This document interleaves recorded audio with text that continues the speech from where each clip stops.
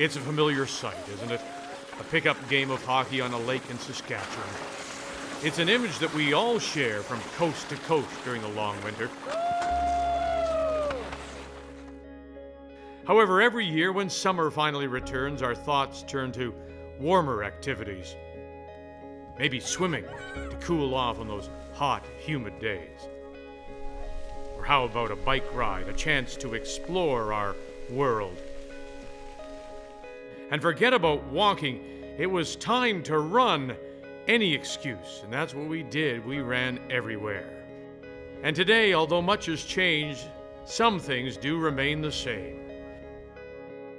The smiles on the faces of those they call the Saskatoon Kids of Steel. Well, that's something that we can all relate to as well.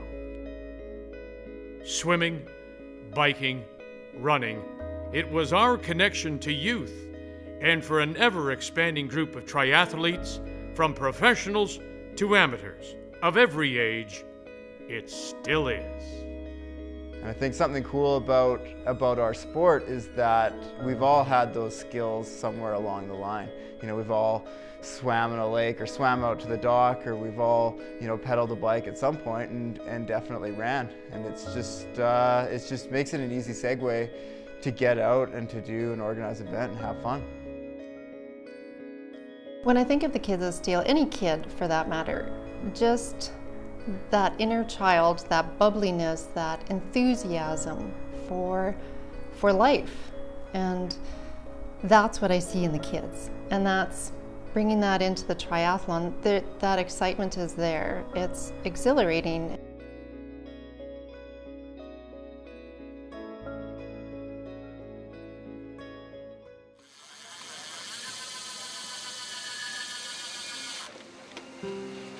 The numbers joining the triathlon craze across the country, staggering. Ironman events enjoyed a 33% one-year increase in Canada during 2013, and it was the same year the Subaru Saskatoon Triathlon made its debut, becoming the province's largest triathlon, and the numbers this year even higher. It's fantastic. You see really young people all the way up to, people in their 70s, 80s sometimes. And it's great to see everyone of all sizes, all abilities. From the city of bridges, Saskatoon, this is the 2014 edition of the Subaru Saskatoon Triathlon.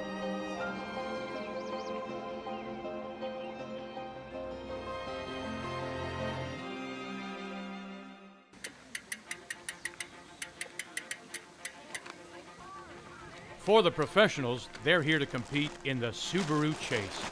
Elite men and women going head-to-head in a winner-take-all format. Hello Canada, Vic Rauter, along with triathlon analyst Paul Regensberg. And Paul, the men with a 2-1 advantage in the 3 races so far.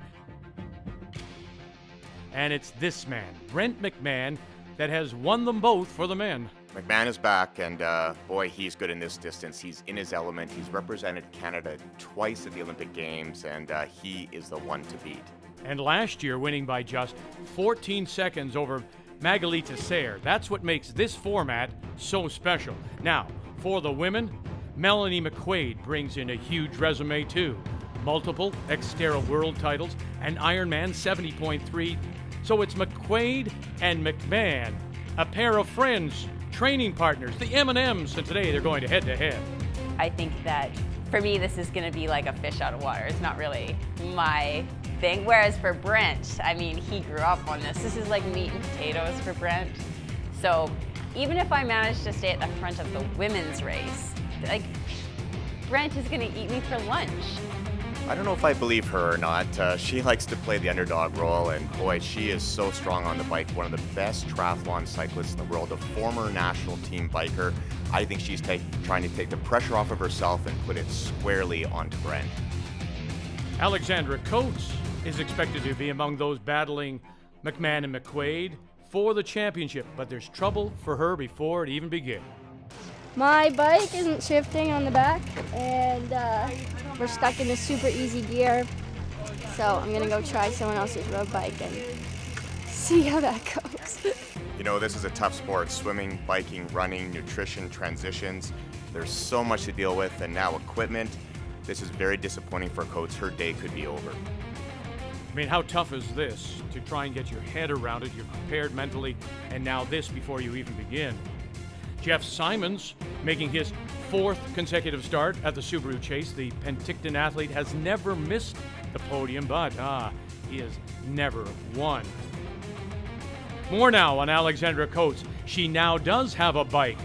Dana Muma, a 12-year triathlon veteran from right here in Saskatoon, sacrificing her race so one of our Canadian pros can pursue her dream. It's, as you know, Saskatoon's pretty small, and there's this huge crossover between the cycling community and the triathlon club, and we all know one another, and yeah, we're always going to help anybody out. You know, Paul, I've spent a lot of time in Saskatoon, as you have, particularly during the winter, during the curling season. This is what the people of Saskatoon do. This is that kind of city. The first discipline, it's 1.5 kilometers in the water. The professional women, they will leave 16 minutes ahead of the professional men, who will then start their pursuit. So to start now, moments away, there is Alexandra Coates, and not a moment too soon, the Subaru Chase is now in the hands of the starter.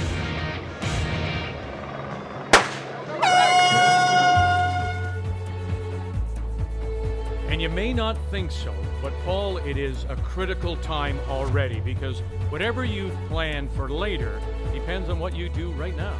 That's exactly right. I mean, this is a very critical part of the race. The athletes want to get to the front. They want to stay with faster swimmers, get in that draft, and they have to be competitive here. If they're not competitive here, it becomes a very difficult day. You know, the top swimmers, they try to break away. Others try to stay within the draft. And as we look down, it is BC's Allison Hooper, and from Saskatchewan, Monica Mastromateo with the early lead here at the Subaru Chase. The 2014 edition of Subaru Saskatoon Triathlon is brought to you by Subaru, confidence in motion, by Tourism Saskatchewan, and Ironman.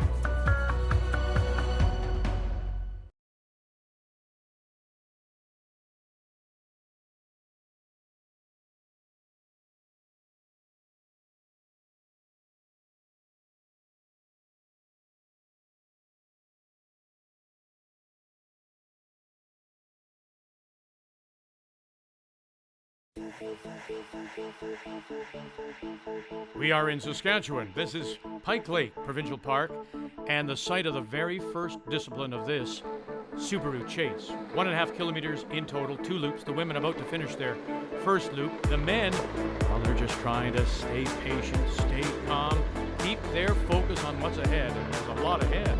There's still a 40K bike and a 10K run to go. Allison Hooper is first out of the water. Over the mat, turns, doesn't even look at the men, concentrating all the way.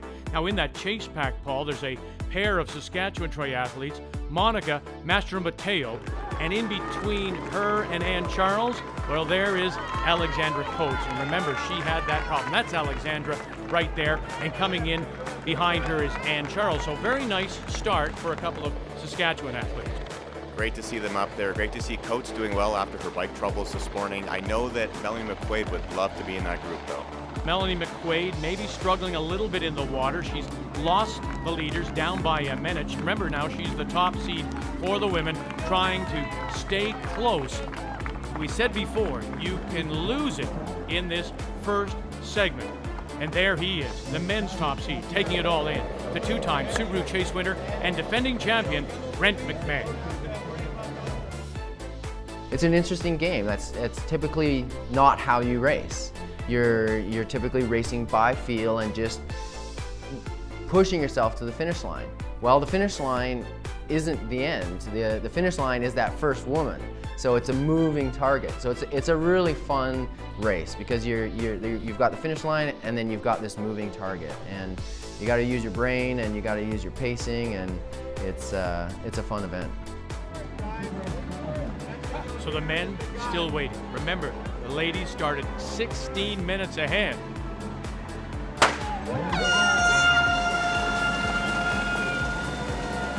very important moment here. Again, the best swimmers will be trying to get away, like Brent McMahon, who swam all by himself out in front last year. But this year, a lot better swimmers in the field. With the swim, the strategy is always to go out hard and to get on people's feet. You want to be in as fast a group as possible. And for me, I'm going to redline it. I'm going to give it everything I have. And if I get dropped, it's not a decision to get dropped. It's going to happen. It's beyond my control. And it's one of those, it's a dangerous card. And I always choose to play it, to go hard, to go for that swim, because if you get in that pack, it's huge. And if I have to pay the consequences a bit later, that's fine, because you got to get in that pack if you want to win the race. And let's remember, Simons with the 3 straight podium appearances here, but in the past, the last 3 times, the water has been his problem. He says, Paul, that he's improved his technique in the water. Big surprise maybe early, Calgary's John Bird is your leader, when you might expect Brent McMahon in the orange cap, who has really decimated the field in the water on the way to those 2 titles. However, John Bird in the blue, a surprise leader. Yes, he's looking very good. He's holding a ton of water out there. You can see, and a little bit of chop they're dealing with today too, which will separate some of the weaker swimmers off the back. So the men just getting underway. The women, of course, are on their second and final loop. Allison Hooper is out in front here at the Subaru Saskatoon Chase. But there are amateurs here too. They're about to hit the water. Triathletes, Paul, from Canada, the U.S., other countries, all ages and different backgrounds. Great to see so many amateurs out there, all types of different shapes and sizes and abilities. Sometimes some of these people, it's their first triathlon ever. It's great to see, and what a mecca, what a place to come for this event. This past year, they had 3 members of the LA Kings from the area, not to mention Graham Gillette, the golfer, with so much success. Hey, and don't forget, they hosted the Grey Cup Saskatchewan Roughriders, Grey Cup champions. Hey, little star power too. You may know her as Erica Strange from Being Erica, or dozens of other names, TVs, and movies. Welcome, Erin Karpluk. I just want to have fun and make it to the finish line, and I'm really looking forward to it. I'm excited, actually. Yeah, so thanks for everybody for supporting the SPCA. It's her very first triathlon. Congratulations, as she will be taking part in the sprint race. Allison Hooper. She is the first out of the water for the women. She'll make the transition now, and it's a long run before she starts the 40K bike. Yeah, that's a unique feature here. It's quite a long run, probably 400 meters, so it's a little bit of another discipline. She looked over to see where those other women are because it's her strategy to be far out in front. Now, as the women complete their second loop, the men are on their first. That's the men's chase pack. Still trying to catch up with the surprise leader in the swim so far, and that, of course, is John Bird of Calgary. Meanwhile, Hooper is ready to get on the bike. All by herself, she likes this position as part of her strategy. She'll play hide and seek now. She'll be trying to hide from all the other women. If they can't see her, it's very hard to catch her. Meanwhile, John Bird looks very impressive on the swim. Absolutely. To be out by yourself like that, swimming alone with 4 strong swimmers behind you, including Brent McMahon, is a very strong swimmer. All right, more transition. Women out of the water, including the 2 Saskatchewan athletes, Monica Matthew-Mateo and Charles. Alexandra Coates is there too. But where is Melanie McQuaid? She is still in the water. And Coates not on her own bike, remember, too, so this will be interesting to see how she adapts to this new bike she's on. Finally, out of the water, here comes Melanie McQuaid. Disappointed? Well, 2 minutes back, she's trying to limit damage on the swim, so it'll be interesting to see what happens there. She knows she's very strong on the bike. John Bird out of the water. Gotta do 2 loops. Now, here comes the traffic jam. Some will have to swim, some can go on to bike. Here they come. Simon's right. Get out of my way, please. I've got to swim again. And off they go. Back to translation. Melanie McQuaid. Yeah, one of the best cyclists in the world in triathlon, so she's ready for this. You can see she's got a disc wheel on the back there. She's ready to put it down. So those girls in front will be running scared, and she's going to be thinking about the men behind her too. So BC's Allison Hooper clocks a time of 21:39 in the water. She leads by more than a minute. The top seed, Melanie McQuaid, 2:09 behind.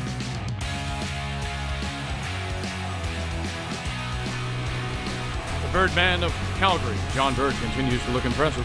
Very impressive. Not many men in the world can drop Brent McMahon in the swim, especially by 45 seconds, and he is a good cyclist as well. And McMahon, of course, the defending champion, fighting the waves because it has been windy here on this day in Saskatoon.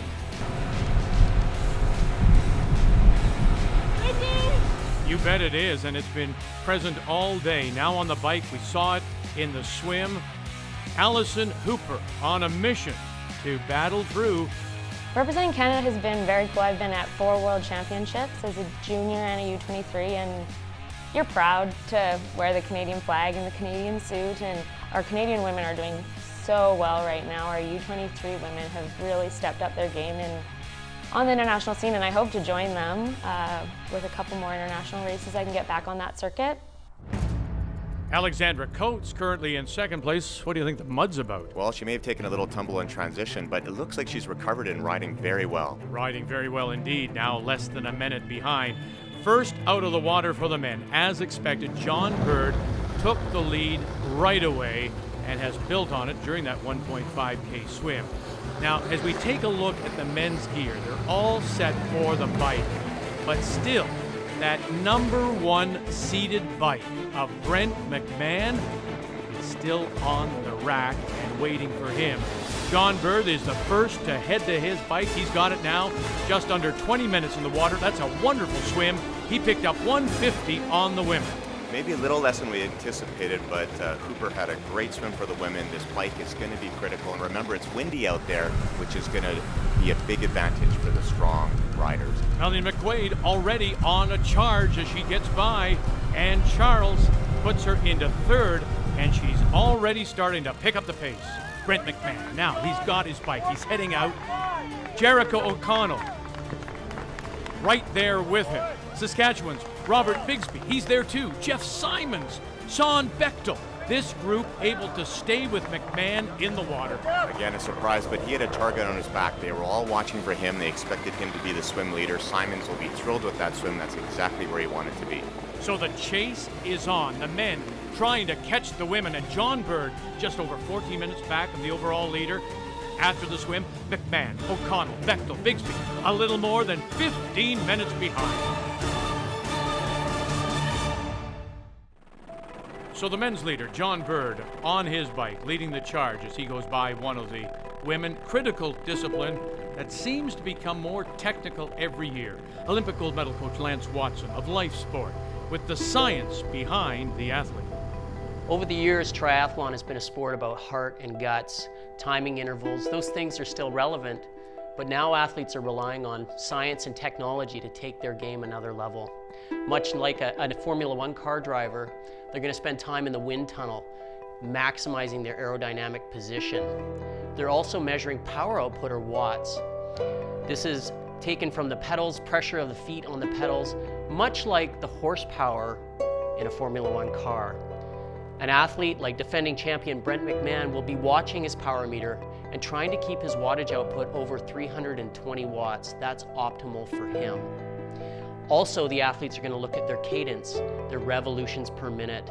How fast are their legs turning over? A smaller athlete will want to have their cadence up over 90, 95 RPM. A more muscular, brutish athlete is going to be at 80 to 85 RPM, a little bit lower so they can use their muscular force to move the pedals. Last, heart rate. Athletes have specific heart rate zones according to them. So one athlete may have their heart rate up around 180, another 160. That is genetic, it's physiology, but athletes know what their targets are. By integrating science and try hard, the athletes are going to maximize their performances and get to the finish line as fast as they possibly can.